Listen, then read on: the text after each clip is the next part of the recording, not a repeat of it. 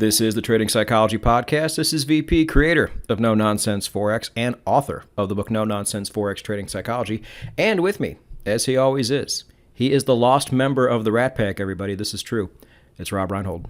What was once lost is now found. It is so good to be here. And I mention the Rat Pack because, Rob, you guys had, Maverick had their summit, as they do every year, this time in Las Vegas. Tell us how that went down. Tell us what people did. Any surprises? How'd it go? Thanks, Patrick. We always have a great time at our summits. And it's kind of this weird thing because putting on an event like this is a pretty big deal. You know, we rent out a big ballroom in one of the big casinos, and we have parties at night, we have dinners, we have lunches. So it's a lot of work. And then, of course, we have to prepare things to talk about with our group. And it's always a little bit of dreading, knowing that it's going to be so much work going into it. But then I see all of my good friends that I see through years. I meet new traders that have just joined us in the past year. And by the end of it, I am just so on top of the world because it's so great to be around other traders. Trading is a lonely game. Even when I started out, it's still a lonely game. And now that everyone is like remote, it's even more lonely. So to be able to get in that environment is just the best. And we had a fantastic topic. It was all about AI and how to use AI to make your trading better. It was phenomenal. Yeah, I can say, well, from our side, the time I was there at the Trump Tower, super fun. Really great to actually meet people who are like-minded to where, they not only trade, but they went for it and they joined something. And, these are the people that, converse in the rooms and things like that. That was really, I'll never forget it. I had a great time too. Good to see these things are just keep going and going and going. I need to make my way back there sometime. But we need to go into a topic today, Rob, that I saw a lot of during my time in Vegas, based on my definition, not the Webster's definition, and that's insecurity. So it's interesting here because I think there's two different ways you can go here, at least in my mind. I want your take on this, and then we can kind of go from there. So what we always try to do nowadays is define terms, just so we're all on the same page before the show even starts. So I pulled up the definition of insecurity on Google, and it gives you two. The first one is uncertainty or anxiety about oneself, lack of confidence. All right, we'll come back to that one. The second one is the state of being open to danger or threat, lack of protection, like a job insecurity, food insecurity. So we're not talking about that one. I want to go back to the first one. Uncertainty or anxiety about oneself, lack of confidence. Now, to me, this has never been insecurity in my mind. This has always just been a lack of confidence, just unconfidence overall. Insecurity, at least in my view, has always been caring too much about what others think about you, not being secure in your own abilities, in who you are. So I'll give you an example. I have two very close friends, and after I tell you about them, you're going to wonder why they're my friends. But I love them. I wouldn't change anything about them. One of them is just his life is kind of a mess, and everybody knows it. But when you're out, he always tries to puff himself up and make himself look like this storybook character that he's not. We've all known people like this. There's people who are like that now. He is one of those people. My other friend is actually very successful, a very confident person. But he has this very particular insecurity where if he is around his group of friends and we're out doing something, he is always the one who must be in charge. Not just because he wants to take that leadership role, but because he cannot, just absolutely cannot, sit in the back seat, so to speak. So he would always miss people's birthday parties, for example, because that was something they organized and they ran, and he couldn't be a part of that because he wasn't running it. I do very few things for my birthday. The very few times I did, he always volunteered to host it or do whatever. And I always had my own ideas, and he always found a way not to show up. That's the insecurity that I've always known. Do you think I'm way too far off the reservation here, Rob, or what would you add or subtract to that? No, I will definitely generally agree with what you just said. To me, the biggest thing about insecurity is the fear of failure. And failure isn't about money. It can be about many things. The fear of failure in dating, the fear of failure in your job performance.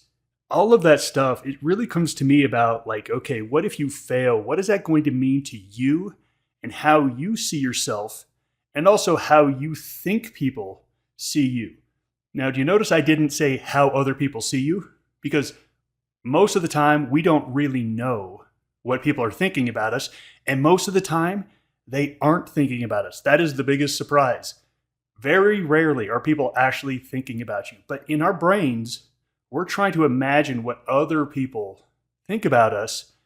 And the fear of that, to me, is really the nut of what insecurity is. No, and that's good because you didn't go all the way to my side, but you kind of went a little bit of the way. Because I think these two things are linked, really. If you hear a yippy dog in the background, sorry about that. Nothing I can do. But yeah, what you said about it, how you view yourself, because how others view you really isn't that important. I think I've mentioned this on this very podcast at some point. I don't know where I heard it, but for the first 5 seconds, it was the most devastating thing I've ever heard.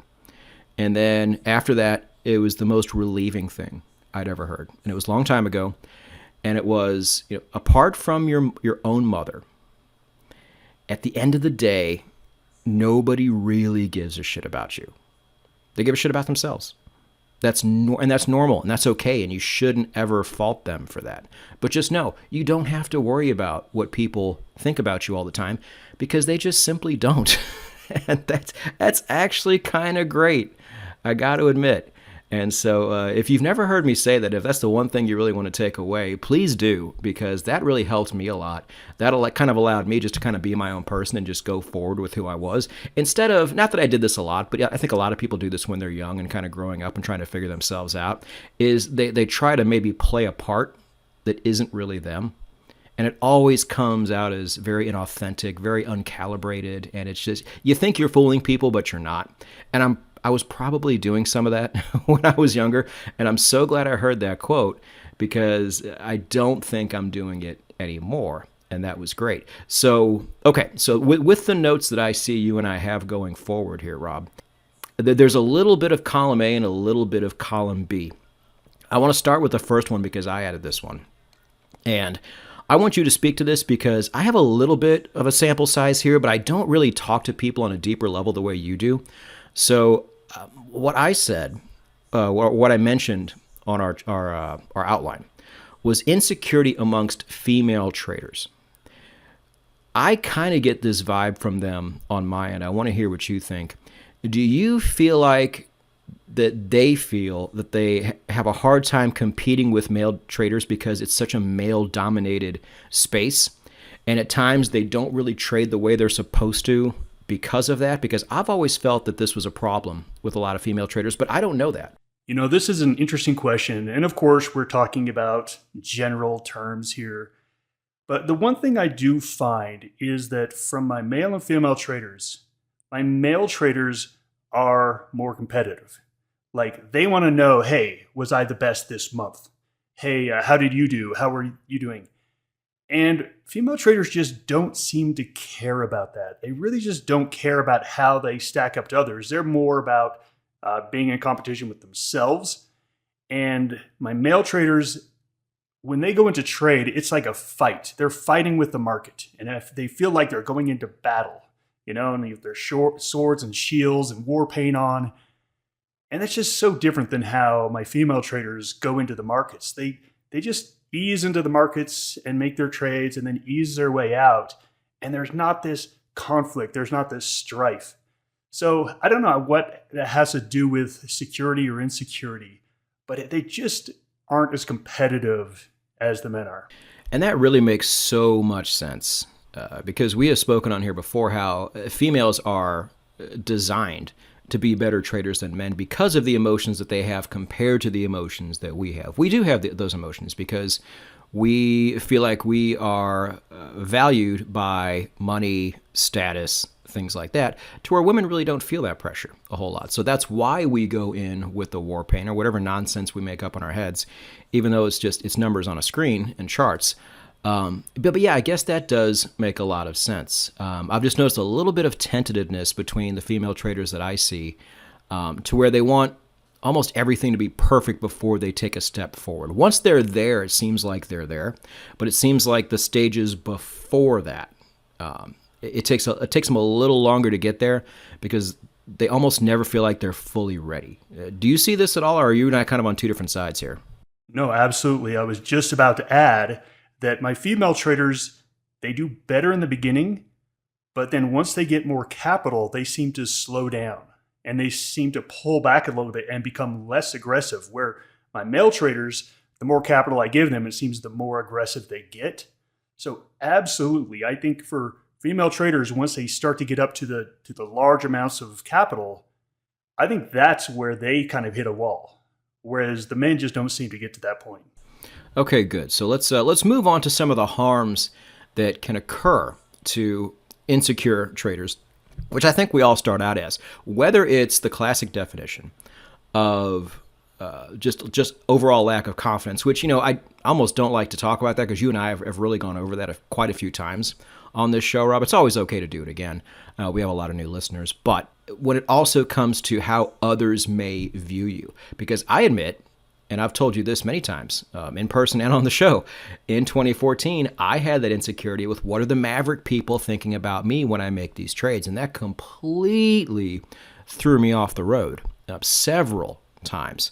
So one of the harms that's on this list is public humiliation. Not to where like the whole world sees what you're doing, but the people who you care about seeing what you do may see you take losses or a string of losses or make a mistake or something like that. What have you seen on your side when it comes to this? Let me give you a personal example for me, then I have some other examples throughout the years. But I remember my first year of trading, I was always quick to tell people about my wins, but I found myself hiding my losses. And I gave this unreal sense of how it was going because I really wanted to hide those losses. I wanted to, when I just made $4,000 in a week, I didn't go back and tell those same people that I lost 3 of it the next week. I didn't tell them that. And much of that was probably what we're talking about here is that I wanted to present myself as a success, that I was going into this, I put myself out there, people were watching me, and I really wanted people, I really wanted to be successful, but I really wanted that, validation. It's funny to look back on that because I've always been such a confident person, but when I look at how I acted, the fact that that's how I was acting means that that was a concern to me at that moment of what people thought about me. And I realized that, no, that was actually really dangerous to do, that I needed to be as loud about my losses as I was about any gains I had. And frankly, I actually shifted the other way to where I love to talk more about my losses than I did about my wins because I thought that gave just a much more realistic portrayal of what a trader is. And number two, it was also much better for me just to talk about risk and loss. It just helped me get in a better space than by hiding losses. I think that as a trader, hiding losses is one of those things we do out of shame. And it's because we don't want to feel that humiliation. But I also think it really sets us up for some problems psychologically.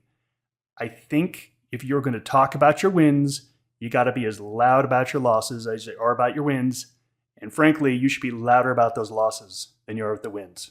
Yeah, but that's really hard to do, especially at first. I couldn't do it. I couldn't do it, obviously. But you do need to qualify yourself, of course. So you do that. But when it comes to day-to-day trading, I never did because, yeah, exactly that. This is what people who sell trading signals are guilty of doing. And it's sinister. It's not good. They say, hey, we made 400 pips in the month of April. And then they just keep talking. And you're like, whoa, time out. How many did you lose? Because I know that's what they're doing. That's not net pips. They would have said that. But they conveniently left that part out. Because, yeah, this is a field that people are going to look at us funny when we go into. It's not conventional. So we want to show them that, yeah, through all the bumps and bruises you have to take just to even get somewhat competent in this field, that we actually made the right decision. And we didn't do something stupid. We didn't veer off the path we were supposed to be on. And we actually are coming out on top. You want people to know that, whether it's actually true or not. So yeah, there's so much pressure coming down on you, and this really falls into my definition of insecurity, because some of the after effects that can happen with this are kind of what you were alluding to too, Rob, overt fear of losses. And if you're constantly afraid to lose, you're going to trade super tentative, and you're going to be so far away from optimized, there is no way you'll actually make money over time. The margin of error in this game is so small that if you're not doing things as optimized as possible, you have no chance. And if you're constantly in fear of losses, just forget it. It's never going to happen. So what we do sometimes also is we overcorrect. If we do take a couple of losses and we're down, now what do? Do we do things right and just put our head down and keep going because if it works long term, it works long term? We typically don't. We typically overcorrect and probably over leverage on the next trade. There's all sorts of different wrong directions you can go here simply by having that VP's definition of insecurity. Because at the end of the day, even though what we said earlier is so true, nobody cares, that's never how you see it. You always feel like you got the weight of the world on your shoulders, especially when you first enter this game. And let's talk specifically about your experience with Maverick and any other person who's done anything with a prop firm. Is that, remember, your goal is just to trade your system methodically without having any deviant thoughts. Yet, it's so difficult, but that is your goal. If you have this thought of, oh, I don't want the risk department to call me. If I take another loss, the risk department's going to call me. All of a sudden, you're now bringing in something that's not in your trading plan into your brain.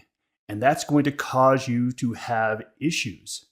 So as much as we can just isolate the trading the plan, following the rules, and the results will take care of itself, everything else outside of that is negative. And, this is one of them about insecurity, about your results. People are going to be looking at your results if you're with a prop firm, and that can cause you to deviate. And you know what? If you get a call from the risk department, good.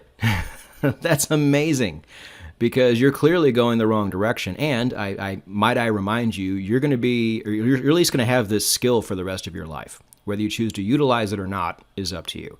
But if you're trading for the next 60 years, you want somebody to come in and correct you now while you're 26 or 32 or 48, whatever you are, because you have a lot of trading ahead of you. So it might feel like a failure if you, quote, get that call. But really, remember this, traders, if it happens, long term, it's one of the best things that could ever happen to you. Take it very seriously. Listen to all the criticism. Do not take it personally. And use that moving forward, because it would not have happened had you had not really needed it at this stage of your trading. Over all the years that we've done this at Maverick, I've been doing this for 28 years, been in charge of risk management at Maverick for over 20 years. When all the dust settles, no trader likes to be called, told hey, you got to cut some of your position or you got to cut all your position. No one likes to be told that. And there's always, I shouldn't say always, but there's sometimes this battle. Once the dust is settled and once all of the emotions, the high emotions are down, I cannot tell you how many times traders have reached out to me and said, Rob, thank you. I couldn't get out of that trade myself. I'm glad you blew me out of it because I was stuck. Or you're right, I was on tilt. I didn't realize it at the time, but you're exactly right. And it's not my system. And now I'm going to get back and get right back on the horse and trade my system. Once the dust settles after those calls, it's always a very positive thing. But right during that moment, it's very delicate. And there's definitely been some tense moments. Yeah, and if you're sitting there thinking, things like this would never happen to me because I wouldn't make mistakes like that. I would get out of a trade if I was losing, whatever. Just understand, and we've said this before too, once you go pro, if you decide to go that route, the psychology completely changes. And And because of that, it presents a whole new challenge to you. And this is one of the things that if you do go pro, or if you've been here before, you know exactly what I'm talking about, that you are going to have to really deal with. So that's why this episode exists.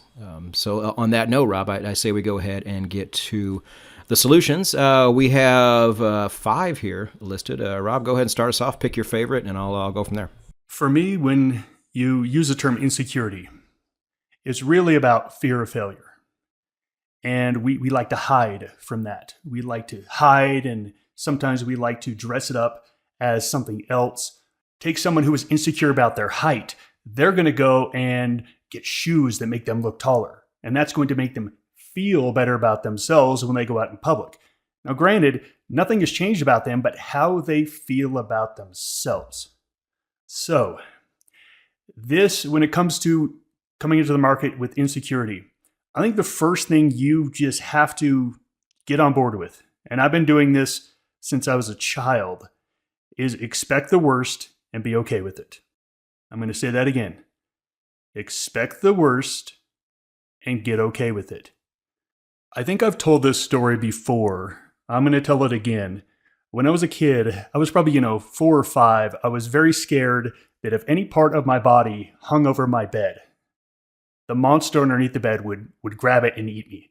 And if I tried to get up out of my bed and turn on the light, I had to get to the light before the monster got me. And I was scared. I remember being really scared.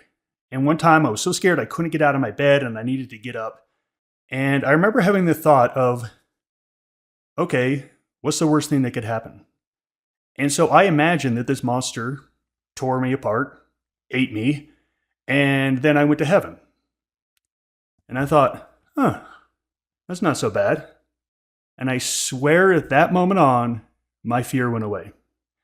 And I've been doing this for my whole life, is whenever I've got into something and I'm like, okay, what's the worst thing? What is failure? What is total abject failure to you? I lose all my money and I got to go get 3 jobs. When I started as a trader, I quit my job. My wife was 6 or 7 months pregnant at the time. I told her I wanted to be a trader. And I said, don't worry, honey. I will go get 3 or 4 jobs if that's what it takes. If I don't make it, I'm okay with it. And she got behind me and took a chance at it. So I think to really beat insecurity, if you can go through the worst case scenario, everyone laughs at you, you lose some money, you got to go get another job. And then you're like, you know what? That's not all that scary, actually. You have power now. Once you have got to that worst case scenario, you have power because now you know what the worst case scenario is, and you've already decided that you can handle it. That really helps out with insecurity. What do you think about that, Patrick? I absolutely love this one. And I heard this the first time. I saw it the first time when I read The 4-Hour Workweek. Tim Ferriss talked about it. He said, and his point is like you were saying too. The worst case scenario really isn't all that bad. So what the hell are you worrying about? He told the story, and I'm gonna butcher it. A friend that went to Ghana for some reason, and then something happened where he couldn't get back. Either he ran out of money, or I don't know what it was, but he was stuck there for 6 months. And he'd never been to Africa before. He's not a seasoned traveler, but he was stuck there, which for some people, if you draw that scenario out, can be pretty scary. And he had to pretty much live off of this corn porridge. He was in the middle of the bush in Ghana. And he didn't get to go back for another 6 months. But when he did, he was actually sad to go back. He got used to things there. He made some really good friends.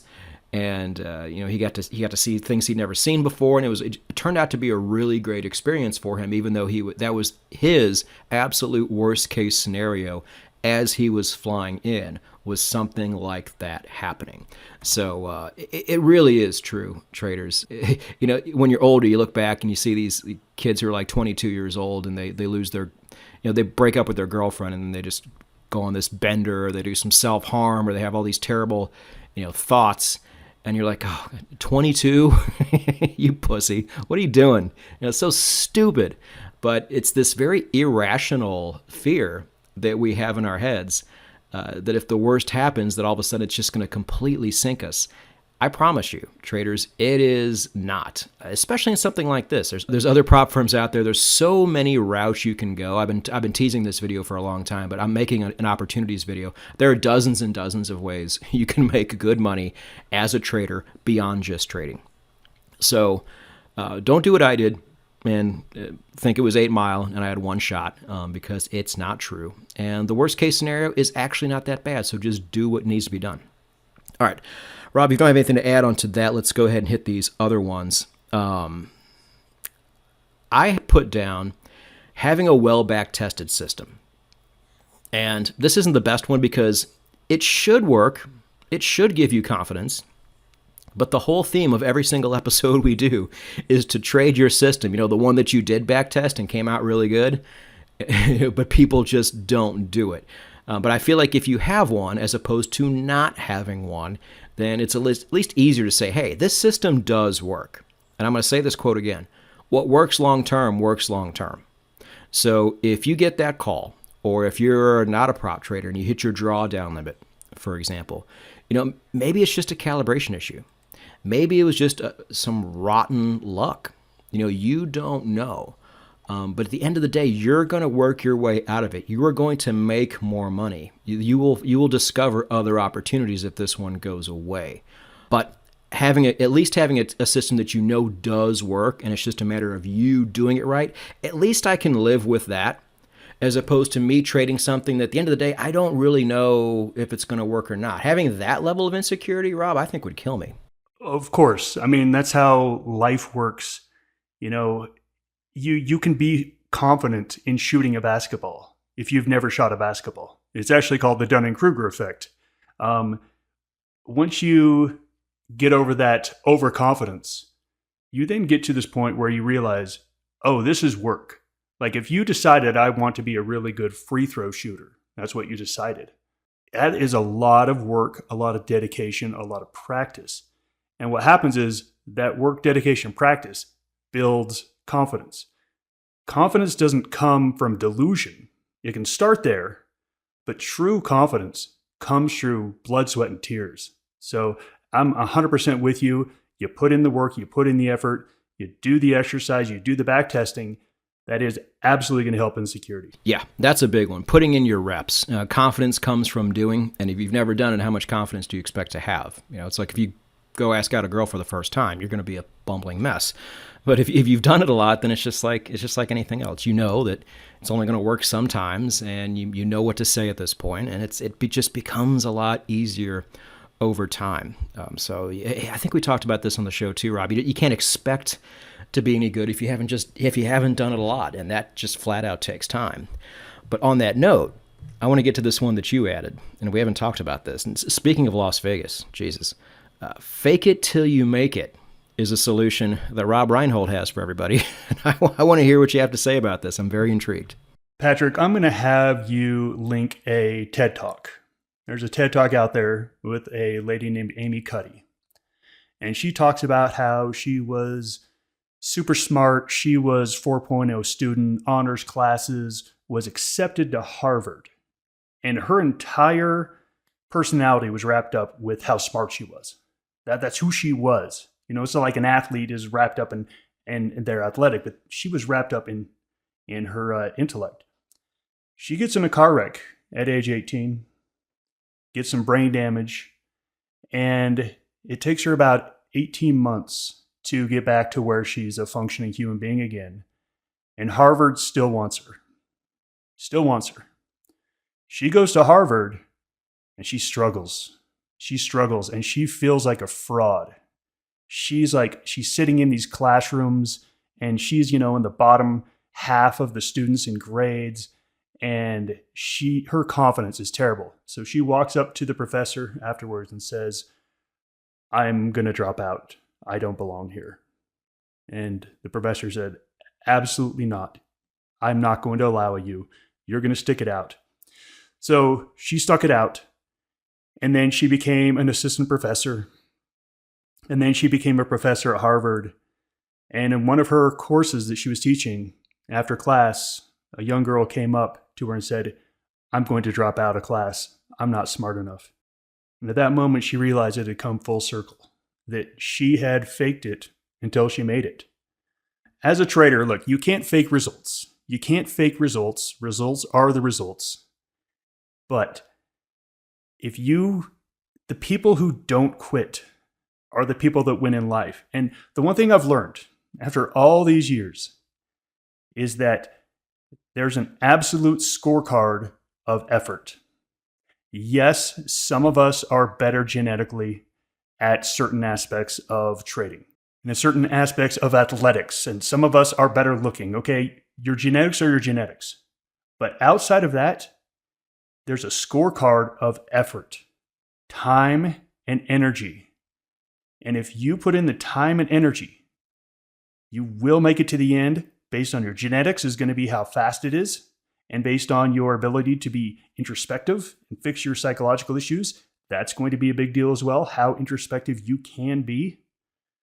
But you will absolutely make it. So for this insecurity, I know sometimes our results don't match up with how we feel inside. Meaning, hey, I feel like I'm really getting good at trading. I'm learning a lot, but I'm only break even. I get that all the time at Maverick. It's like, hey, Rob, I'm so much better than I used to be, but I'm just breaking even. Is it even worth it? And I just tell them, look, just keep going. Just keep going. That break even is going to turn into a small gain and then a little bit bigger gain. And at one point, even though you felt like you were faking it as a trader, as a negative trader, loser, break even, barely making any money to making a little bit to where it's not really all that meaningful, to then making it, at one point in your life, you will stop and say, oh my gosh, I made it. Just keep going. So send that TED Talk to me now, Rob, if you could, because we're going to air this pretty quickly after we've spoken. That is going to be near the top of your show notes down below, so have a look at that. And I will piggyback off a little bit of something you said there, because this is an episode we did called The Smart Kid, which I think a lot of people listening to this right now can relate to. I certainly can. My entire persona was wrapped around my intellect as well. I really didn't have much else. I was anywhere from average to bad at pretty much everything else. But what was very humbling, and I didn't realize for a long time, that if I really was as smart as I thought I was, and trading will teach you this more than anything, you have the ability to turn your brain off just as well as you can turn it on, because there is a time and a place for both. And if you're as really smart as you thought you were, you'd be able to do that. But a lot of you can't. I couldn't for a long time. And I had to learn by getting punched in the face so many times that the only time this trading worked is when I turned my brain completely off. And that comes with a lot of things we've been talking about in this episode too, Rob, the reps. Having that system behind you, plus reps, and just doing it blindly and dumbly, like a caveman that doesn't know how to do anything else, is going to get you there eventually, whether you end up having huge setbacks or not. It does not matter. So to review the solutions, we have 5. I'll go over the first 4, and we'll finish up with the last one here, Rob. Having a well-back tested system, getting your reps in on that system, expecting the worst and being okay with it, because there's a chance it's going to happen. And if it does, that's fine.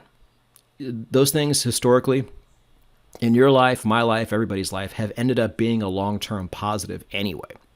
So there's really nothing to fear. And then the last one, fake it till you make it, if you have to. A lot of people do. It works for them, and there's no reason it can't work for you. So the last one here I have, Rob, and I can't remember if I put this here or you put this here, but it's publish results. Was that you? If it was you, go ahead and expound on it. That one was me. And I really think this is all about accountability and about, showing the world that, hey, you're a trader, and to put your results out there and let people roast you, because you'll find that, yes, some people are going to roast you, but you're also going to get a lot of support. There are a lot of people out there that want to support you. And I'm going to tell you just a quick little story about something that happened in my life personally. How there was a guy who started up a podcast. He was in the mortgage business for years, and he started up this financial podcast. Now, I don't really like this guy. So when he started it out and I followed him, he started out with 1 subscriber, 2 subscriber. And he was putting out like 3 videos a day, just cranking them out. And I was like, man, this is pathetic. This is sad. I mean, he's like 5 months into this and he's got like 2 likes on the video and 10 views. Like, this is sad and pathetic. And then the guy just kept going and he kept going and he kept going and he kept going. And I was like, oh my gosh, this guy's grinding it out. And you know what happened? His like count went higher, his subscribers went higher, and now he's got a very large podcast and a large following. Throw yourself out there. Throw yourself out there. Yes, some people are going to, tease you about it, or they're going to say, oh, you're not making it. Just be unabashed out there about it, because the people that stay in the game, and I just heard this quote the other day. I want to say it's from Ken Griffin. He said, being successful is simply staying in the game long enough until you get lucky. He said that's what success in business is staying in the business long enough until you get lucky. Persevere, throw yourself out there, publish your results. I'm telling you, people will get behind you if you go out there. Yes, you're going to get teased at first. Just like I looked at this guy and said, oh, what a loser. That's pathetic. You're a grown man and you're doing this. He won me over, and now I am the biggest fan of his about what he's done on his podcast. I can't say anything bad about it, just a round of applause, bravo. So publish those results. Throw yourself out there. Show the world you're a trader. Even though you may not have the numbers, just do it. I'm telling you, people are going to rally around you. I put a tweet out every year towards the end of January. And I say, however many years ago it was, I started the channel in 2018. So this year I said, 7 years ago, I published 4 trading videos on YouTube. Nobody watched them. I just kept going anyway. This tweet is not about YouTube. Every single year, it's one of my most liked tweets every year. And I just keep doing it. And it illustrates that point, Rob, about your guy. If you just keep doing it, if you actually have something good or you're doing good things, people will eventually support you. Now, the more successful you get, the more haters you will get. That just comes with the territory. Be ready for that too. But for this particular example, when you're trading, yes, you will have a world of support behind you. I find it hard to believe that anybody would come after and roast anybody who's doing poorly, who's just trying to make it in this game and put themselves out there. So you also have that option too. So fear not, traders. We all experience insecurity in some form on this journey, and at different stops in the journey too. Different types of insecurity sometimes. But there are plenty of ways to get over it. Some of these ways are not comfortable. Some of these ways take a little bit of work. Some of these ways take more humility than you're probably willing to put out there because of the insecurity you have right now. But just know they're there, and know that we are behind you as well. And on that note, on behalf of Rob Reinhold, thank you, everybody, for staying with us here at the Trading Psychology Podcast. We'll see you next episode. Goodbye, everybody.